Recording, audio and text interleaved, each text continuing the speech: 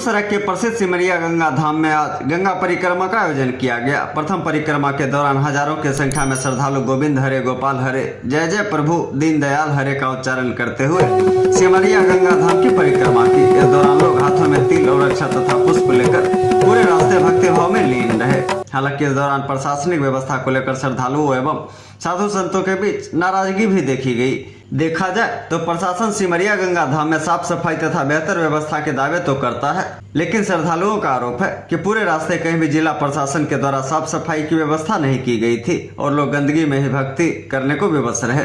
ऐसे में सर्वमंगला आश्रम के प्रमुख चिदात्मा जी महाराज ने कहा, यही स्थिति रही तो आगे की परिक्रमा भक्तजनों के द्वारा करना संभव नहीं हो पाएगा। उन्होंने कहा कि लंबे समय से प्रशासन को उक्त परिक्रमा की सूचना दी गई थी और प्रशासन के द्वारा सारी व्यवस्था करने के दावे भी किए गए, लेकिन प्रशासन इसमें विफल रही। चिदात्मा जी महाराज ने कहा कि सैकड़ों वर्षों से यहां कार्तिक मास में कल्पवास का आयोजन होता है और इसी कल्पवास के बीच प्रमुख तिथियों को गंगा धाम की परिक्रमा की जाती है, जो श्रद्धालुओं के लिए विशेष आकर्षण का केंद्र होता है। लेकिन जिस तरह से प्रशासन ने अनदेखी की है, आने वाले दिनों में सिमरिया के सौंदर्यीकरण पर भी सवाल उठना लाजिमी रहेगा।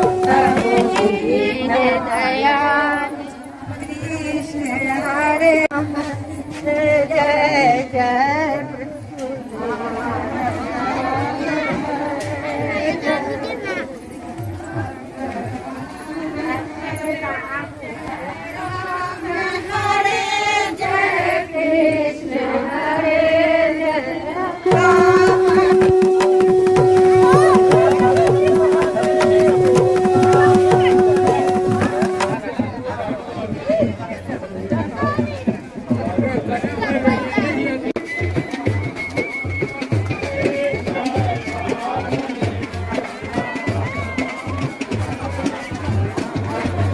जाता है जो परिक्रमा सेक्टर में पहुंच चुकी है। वर्षों से यहाँ कल्पवास और गंगा परिक्रमा की जा रही है। कल्पवास का तो पुराना ही है, गंगा परिक्रमा भी लंबे समय से चल रही है। हम लोगों ने आज जैसा देखा है, क्या लगता है प्रशासन के द्वारा अनदेखी की गई है, क्योंकि यहाँ व्यवस्था जो होनी चाहिए वो हम लोगों को लग रहा है जो इसी व्यवस्था में।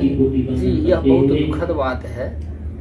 मतलब महाकुंभ अर्धकुंभ वह भी पुनर्जागृत हुआ, प्रतिवर्ष कल्पवास भी चल रहा है और व्यवस्था भी उत्तरोत्तर बढ़ती जा रही है। इसके बावजूद भी जो यहाँ की दयनीय स्थिति है वह काफी चिंतनीय है।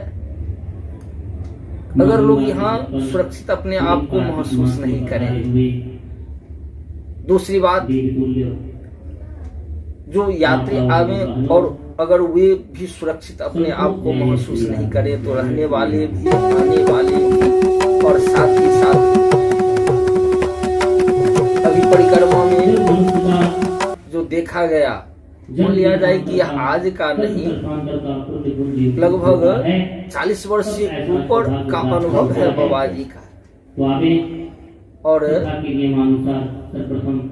मार्ग की दुर्दशा देख करके जबकि यह घोषणा हुई है कि यहाँ जो है उत्तरोत्तर विकास हो रहा है, लेकिन कितना कष्ट हुआ है, इसलिए कष्ट की मानेगी तो अगर कम से कम इतना भी सुव्यवस्था होता है तो जो अभी इस परिक्रमा में भाग लेने के लिए देश देशांतर के भी आते हैं और वे सब तो वहां जाकर के यह कहेंगे कि हाँ वहाँ की बहुत अच्छी व्यवस्था है, विकास का भी वर्णन करेंगे। उचित है हम अपने व्यक्तित्व के गौरव को प्राप्त करने के लिए इसका